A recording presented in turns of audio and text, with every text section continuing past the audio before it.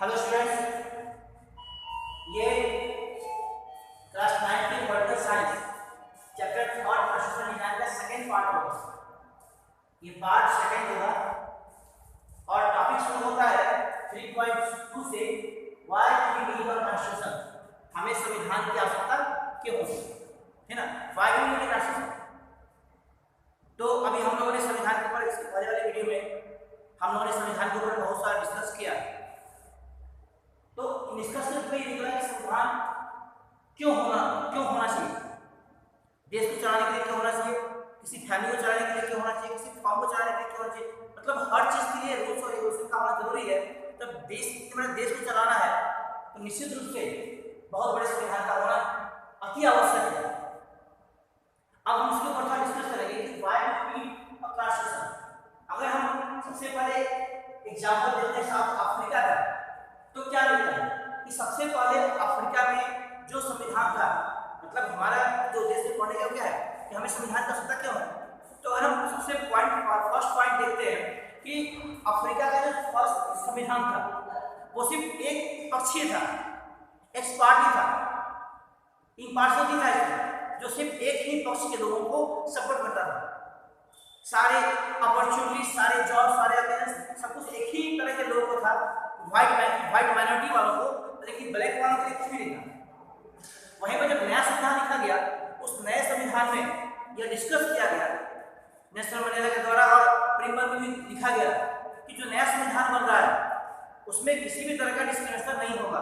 हम अपने पास्ट को भूलकर, पास्ट मतलब क्या कि जो व्हाइट माइनॉरिटी ने ब्लैक मेजॉरिटी पर शासन किया, उस चीज को भूलकर हम एक नए संविधान की तरफ बढ़ेंगे जहां पर सिर्फ टॉलरेंस होगा, सहिष्णुता होगा, जहां पर हम एक दूसरे के साथ रहेंगे और सभी लोग उस देश के नागरिक होंगे, सिटीजन होंगे, पीपल नहीं होंगे। सिटीजन का मतलब क्या है कि जब एक देश नेशन बन जाता है, सभी लोग एक दूसरे से जुड़ जाते हैं, जुड़ना, सभी लोग एक दूसरे से जुड़ जाना, कोई भेदभाव नहीं रहना।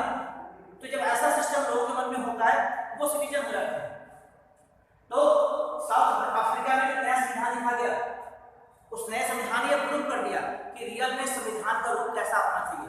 जो भी देश में नागरिक हो, चाहे वो किसी भी जात और धर्म के हो, चाहे वो किसी भी रेस के हो, चाहे वो किसी भी तरह के हो, कोई किसी भी तरह का डिवीजन नहीं होना चाहिए, डाइवर्सिटी नहीं होनी चाहिए, सबको एक साथ एकोमोडेट करके पूरे एकोमोडेशन के साथ संविधान लिखी जाती है।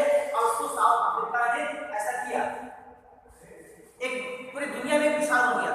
साउथ अफ्रीका का जो संविधान लिखा गया पूरी दुनिया के लिए एक मॉडल बन गया। शायद ऐसा कोई संविधान वो पहले हुआ भी नहीं, वैसा कंडीशन किसी देश में हुआ ही नहीं था।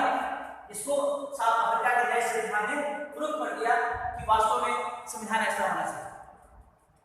ठीक है ना। तो अब इसके अगले पॉइंट की तरफ बढ़ेंगे कि why we need a constitution. अगर संविधान न हो तो क्या होगा।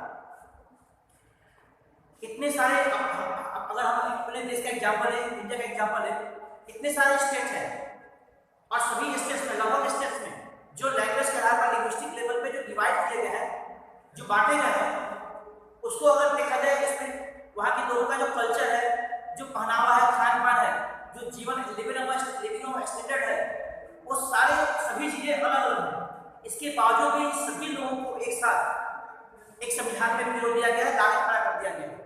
और सभी लोग देश का हर नागरिक, चाहे वो किसी भी जात धर्म का हो, किसी भी स्टेट में रहने वाला, कोई भी किसी भी लैंग्वेज को बोलने वाला हो, वो उस संविधान को मानता है, उस संविधान में लिखे गए परिबल को मानता है, उसका हर एक कानून, हर एक नियम सभी नागरिकों के लिए मान्य है। ठीक है ना। जो अधिकार, जिन अधिकारों का वर्णन किया गया संविधान में, जिन चीजों का वर्णन किया गया है, अधिकार का मतलब क्या होता है जानते होंगे। हर व्यक्ति का अधिकार का मिलने का मतलब सभी को उस देश में अधिकार मिला हुआ, सबको पावर मिला हुआ है। ठीक है ना। तो उसके आधार पर देखा जाए तो हर व्यक्ति को पावर मिले हैं, हर व्यक्ति अपने लिए लड़ाई कर सकता है, हर व्यक्ति अपने लिए कोई भी जॉब कर सकता है, किसी भी तरह का शिक्षा लेने का सबको अधिकार है, देश में कहीं भी रहने का अधिकार है सबको। इस सारे स्वतंत्रता के साथ, फ्रीडम के साथ सारे अधिकार दिए गए संविधान में। अगर ऐसा नहीं होता तो हम कल्पना कर सकते हैं कि शुरू में अगर देखा जाए अपने देश में, तो जिस तरह से दलितों के साथ प्रॉब्लम था अपने देश में, जो अपर कास्ट अगर नया संविधान नहीं बना होता तो क्या होता? जो मेजोरिटी माइनॉरिटी के बीच की समस्याएं थी, जो हिंदू मुसलमान की समस्याएं थी, सिख ईसाई की जो समस्याएं थी, वो समस्याएं खत्म नहीं हुई होती अगर हमारे देश में नया संविधान नहीं मिला हो। तो एक संविधान ही ऐसा है। अब ऐसा देखा जाए ना तो जो लोग हैं, मतलब जो रीजन हम इंडिया है, उनका आपस में कोई विशेष मेल नहीं है। कुछ एजुकेटेड लोग हैं जो अच्छा सोचते हैं, लेकिन ऐसे बहुत से लोग हैं जो आज भी मेंटली डिवाइड है। लेकिन इसके बावजूद भी एक संविधान ही ऐसा है, हमारा संविधान ही ऐसा है जो हम सबको जोड़ के रखा हुआ है। तो आज कब के हम लड़के मर गए होते, खत्म हो गए। आपको समझ में आ रहा है कि संविधान का आवश्यकता क्यों होती है? संविधान एक ऐसा रूल है, एक ऐसा सेट ऑफ रूल्स है जो सभी देशवासियों को एक साथ जोड़ता है, जो हर व्यक्ति को समान अधिकार देता है, समान फ्रीडम देता है। इसलिए हमें देश के लिए संविधान की आवश्यकता होती है। अब कुछ टॉपिक्स मैंने दिया है, इसके ऊपर हम डिस्कस करेंगे।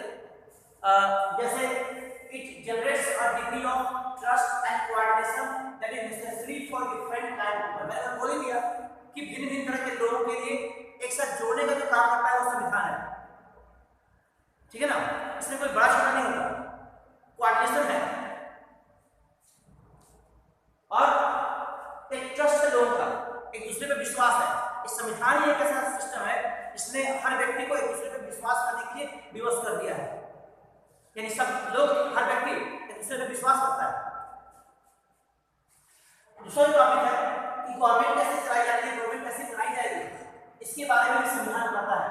अब देखो, हर 5 साल के बाद इलेक्शन होता है, हर 5 साल के बाद प्रधानमंत्री चुने जाते हैं, राष्ट्रपति चुने जाते हैं, राज्य के मुख्यमंत्री चुने जाते हैं, या गांव के प्रधान चुने जाते हैं, है ना? शहरों में मेयर चुने जाते हैं। जो भी मतलब 5 साल का जो टर्म है इलेक्शन का, वो हर 5 साल बाद होता है। और हम अपने नए नए लीडर्स की तरफ अपना रुझान ध्यान देते हैं। इसका मतलब क्या हो गया? अगर संविधान नहीं होता, संविधान में ये चीजें नहीं होती, तो कोई ना कोई एक व्यक्ति होता जो राजा बनता और वो हमेशा शासन करता रहता। ऐसे बहुत से एग्जाम्पल है दुनिया में, दुनिया के देशों में, जहाँ पर कोई एक शासक बना, उसने शासन शुरू किया और वो कई सालों तक शासन करता रहा बिना किसी रोक टोक के। इसी को तो एब्सोल्यूट मोनार्च कहते हैं, इसी को तानाशाह डिक्टेटर कहते हैं, जहाँ पर एक राजा तानाशाह बन जाता है, बिना किसी रोक टोक का होता है, वो उस पर कोई रिस्ट्रेंट नहीं होता। तो इस तरह से देखा जाए तो गवर्नमेंट कैसे बनाई जाती है? गवर्नमेंट के लिए बनाने के लिए सबसे जो इम्पोर्टेंट चीज है वो है लोगों का पार्टिसिपेशन। तो लोगों का पार्टिसिपेशन कैसे हुआ? अगर संविधान नहीं होता तो अधिकार नहीं होते। ध्यान समझना इस टॉपिक को। अगर संविधान नहीं होता तो हमारे अधिकार नहीं होते। जब हमारे अधिकार नहीं होता तो हमें राइट टू वोट हरगिज नहीं मिला होता, नहीं होता। और जब राइट टू वोट नहीं मिला होता तो हमें इलेक्शन में पार्टिसिपेट करने की जरूरत ही नहीं, हमें इलेक्शन में पार्टिसिपेट करने का मौका ही नहीं मिलता। जब इलेक्शन में पार्टिसिपेट करने का मौका ही नहीं मिलता तो फिर क्या होता? हम एक ही राजा को हमेशा देखते जो तानाशाह बन चुका होता, जो हमारे ऊपर जाति कर रहा होता, शासन कर रहा होता गलत ढंग से। इसलिए संविधान ने हमें बहुत कुछ दिया है। संविधान की आवश्यकता इसलिए होती है कि देश की गवर्नमेंट को कैसे बदलना है, कैसे चुनना है, कैसे जलाना है, कैसे पनिश करना है, कैसे अवार्ड देना है उसे। किसी गवर्नमेंट ने अच्छा किया तो मैं अगले 5 साल बाद फिर उसे चुनेंगे, लेकिन अगर उसने फिर से गलती करना शुरू कर दिया तो बेझिझक हम उसे वोट नहीं देंगे, उसे हम हटा देंगे, उसे गिरा देंगे। ठीक है ना? अब जो नेक्स्ट टॉपिक है बच्चों वो है लिमिटेशन ऑफ पावर्स। पावर्स को लिमिट करता है। देखो संविधान की सबसे बड़ी विशेषता है कि सभी के पावर्स को लिमिट करता है। इसे चेक एंड बैलेंस का संविधान, टेंथ में तुम लोग पढ़ोगे, ये चेक एंड बैलेंस का संविधान है। संविधान का चेक एंड बैलेंस होता है। इसमें ऐसे कानून लिखे गए हैं कि वो सब एक दूसरे को चेक करते हैं। कैसे चेक करते हैं? जो प्रधानमंत्री है वो भले ही अपने आप को बड़ा समझता हो, लेकिन एक ऐसा समय आता है, एक ऐसा टर्म आता है जब उसे लोगों के सामने झुकना पड़ता है। राष्ट्रपति हो गया, देश के जो मंत्री हैं, चाहे मुख्यमंत्री हो चाहे गांव के प्रधान हो, कोई भी ऐसा व्यक्ति होता है, हर व्यक्ति एक दूसरे से डरता है, हर व्यक्ति एक दूसरे को चेक करता है, बैलेंस करता है। ये सब कब संभव है? संविधान यानी सभी के पावर को लिमिट करता है। 5 साल के बाद से वो शासक शासन नहीं कर सकता अगर वो गलत है। ठीक है ना? और जो शासक एक बार बन गए वो लोगों को भी सिखा देते हैं लोगों को भी डरा धमका के रखते हैं, पुलिस प्रशासन बनाए गए लोगों के लिए, ठीक है ना। ये सारी चीजें हर व्यक्ति के पावर्स को लिमिट करने का काम हमारा संविधान करता है। न किसी प्रधानमंत्री को आगे बढ़ने देगा, उसकी मनमानी करने देगा, न राष्ट्रपति। हाँ, थोड़ा सा एग्जाम्पल दें राष्ट्रपति का। राष्ट्रपति को तीनों सेनाओं का सुप्रीम कमांडर कहा जाता है, तो क्या वो अपनी मर्जी से उन तीनों सेनाओं का यूज कर सकता है? अगर कर सकता होता तो निश्चित एक तो तानाशाह बन जाता, वह एक डिक्टेटर का फॉर्म बन गया होता, लेकिन ऐसा नहीं है। संविधान में उसकी पावर्स को भी लिमिट कर दिया गया है कि बिना पार्लियामेंट के पूछताछ के, मेजोरिटी के, राष्ट्रपति भी कोई कदम नहीं उठा सकता, प्रधानमंत्री भी कोई कदम नहीं उठा सकता, ठीक है ना। ये सब संविधान में ही वर्णित है, डिस्क्राइब है, मेंशन है, और जिसकी वजह से सभी के पावर्स को ये लिमिट कर देता है। आपको समझ में आ गया होगा। अब जो नेक्स्ट टॉपिक है बच्चों वो है अपने देश के ऊपर है, making of the Indian constitution, भारतीय संविधान को बनाना, भारतीय संविधान का निर्माण कैसे हुआ, इसके ऊपर थोड़ा हम डिस्कस करेंगे, ठीक है ना। अच्छे टॉपिक है ये, हमारा संविधान कैसे बना, इसके बनने में क्या क्या समस्याएं हुई, कितना साल लगा, इसके ऊपर हम डिस्कस करने वाले हैं। आप लोग जानते भी होंगे, लेकिन फिर भी आपको बता दें इसके बारे में कि जो अपना संविधान लिखा गया वो आसान काम नहीं था, उसको लिखना आसान काम नहीं था, उसका जो मार्ग था, उसमें जो लीडर्स लिखने वाले थे संविधान, उनको बहुत सी समस्याओं का सामना करना पड़ा। They had to undergo many problems, they faced many problems, they discussed over many debates, and after in the long run they found a way how they constituted a constitution. It was not an easy way for the Constituent Assembly that they easily wrote the Constitution, that they easily mentioned any rule in the Constitution, put any rule into the Constitution. It was not an easy way. So now we are going to learn making of the Indian Constitution, भारतीय संविधान की बनावट कैसे बना भारतीय संविधान। तो हमने साउथ अफ्रीका के बारे में देख लिया, साउथ अफ्रीका के कंडीशन कितना खराब था, कितने सालों के संघर्ष के बाद से एक अच्छा संविधान मिला उन लोगों को। तो इंडिया में भी ऐसे ही था, इंडिया के लिए कुछ ऐसे कंडीशन थे जिसकी वजह से इंडिया का संविधान इतना आसान नहीं था, ठीक है ना। आपको पता है कि भारत 1947 में आजाद हुआ। 1947 के पहले देश अंग्रेजों का गुलाम था, और जो भी संविधान था वो अंग्रेजों का संविधान, इंडियन संविधान था ही नहीं। जो भारत के मेंबर्स थे वो मेंबर्स अपने लिए कोई कानून नहीं बना पा रहे थे, वो किसी और के कानून के अंदर में जी रहे थे मर रहे थे, ऐसा हम बोल सकते हैं। तो ऐसे कंडीशन बने थे जिसके माध्यम से भारत के सभी लोग परेशान थे, भारत के लिए कोई नया संविधान लिखने वाला था ही नहीं। तो जो कुछ भी था हमें अंग्रेजों का मिला हुआ था, एक गुलाम देश के गुलाम नागरिक थे हम लोग। लेकिन बाद में कई साल संघर्ष के बाद से गांधी जी का नाम आता है, जवाहरलाल नेहरू का नाम आता है, बहुत से गरम दल के नेताओं का नाम आता है, नरम दल के नेताओं का नाम आता है, जिन्होंने खून पसीना बहाया, है ना, जिन्होंने स्ट्रगल किया, मूवमेंट किया, तब जाके कई सालों के बाद अपना देश भी आजाद हो पाया। तो आजादी के बाद से अब नया संविधान लिखने की बात थी, ठीक है ना। तो 1947 में जैसा ही हम लोगों ने देश को एक नया संविधान देने का निर्णय लिया, तो एक कॉन्स्टिट्यूएंट असेंबली का निर्माण किया हम लोगों ने। यहाँ पे देश के लोगों ने कॉन्स्टिट्यूएंट असेंबली क्या होती है, संवैधानिक सभा क्या होता है, एक ऐसी सभा है जो संविधान लिखने का काम करती है। तो उसके लिए कुछ मेंबर्स को इलेक्ट किए जाते हैं, पूरे देश के वो मेंबर्स होते हैं जो पढ़े लिखे हो, अच्छे हो, जो दुनिया के हर चीज के बारे में जानते हो और वो लिख सके, ठीक है ना। तो जैसे ही इतने सारी समस्याओं से बात नहीं सकते, पर हम जाने की जो समस्याएं थी हमारे देश में वो क्या क्या थी।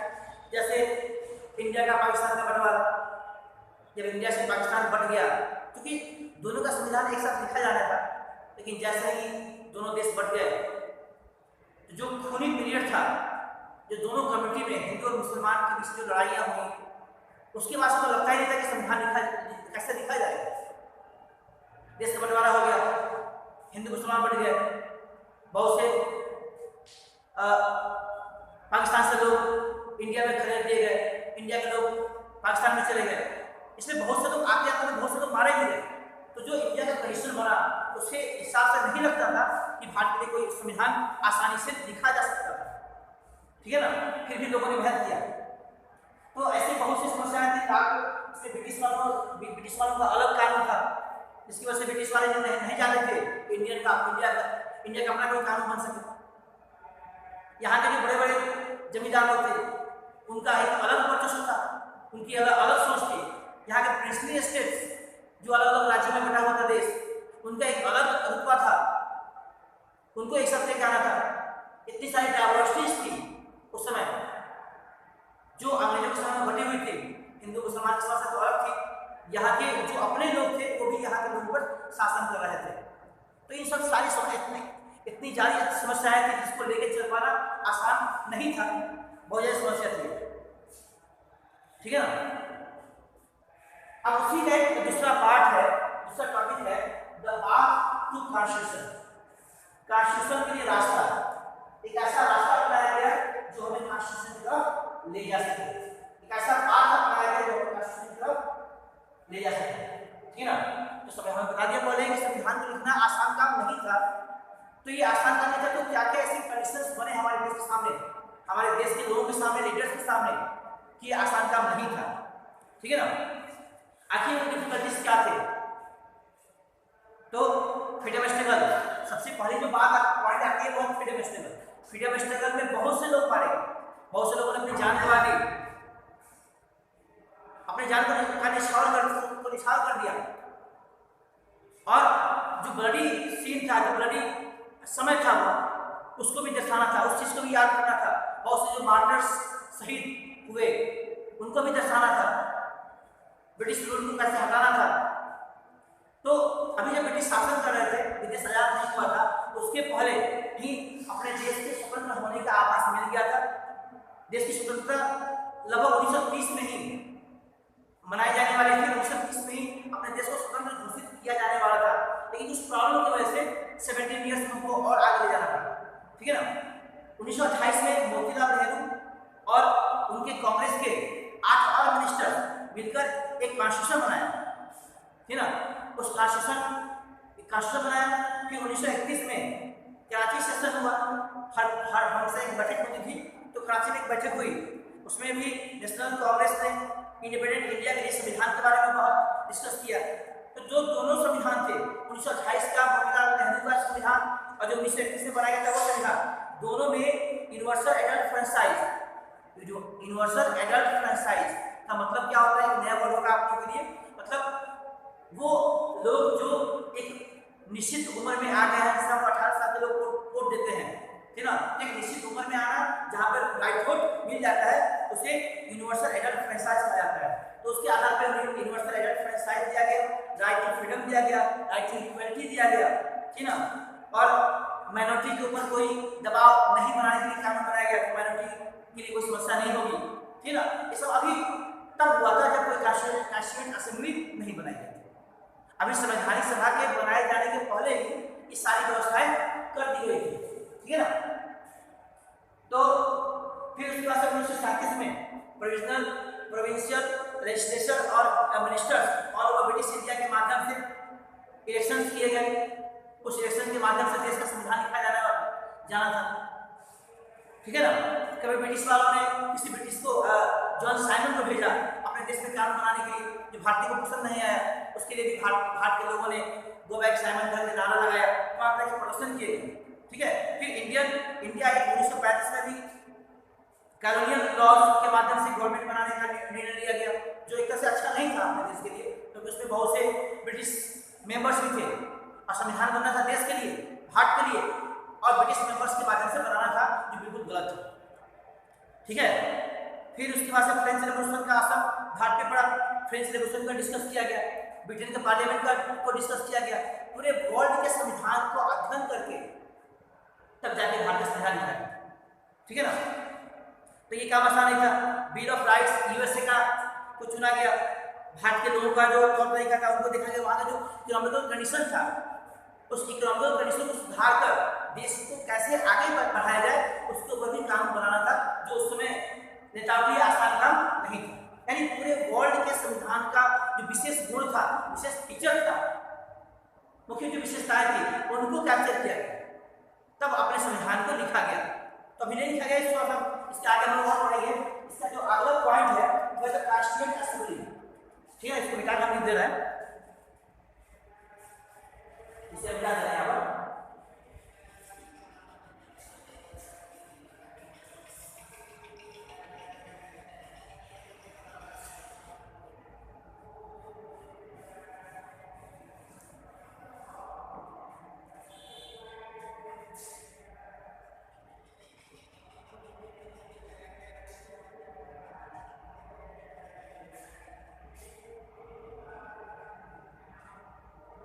कॉन्स्टिट्यूएंट असेंबली, संवैधानिक सभा।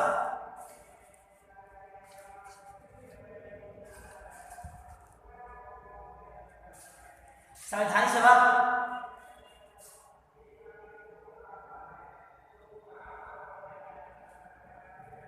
हाँ, मेरे ख्याल से ये होगा, तीसरा वीडियो बनाना तो करेगा अपने लिए, है ना। इस वीडियो में यहीं तक रहने देते हैं। अब इसके जो थर्ड पार्ट होगा इसमें हम आपको इसके आगे का सारा टॉपिक समझा देंगे।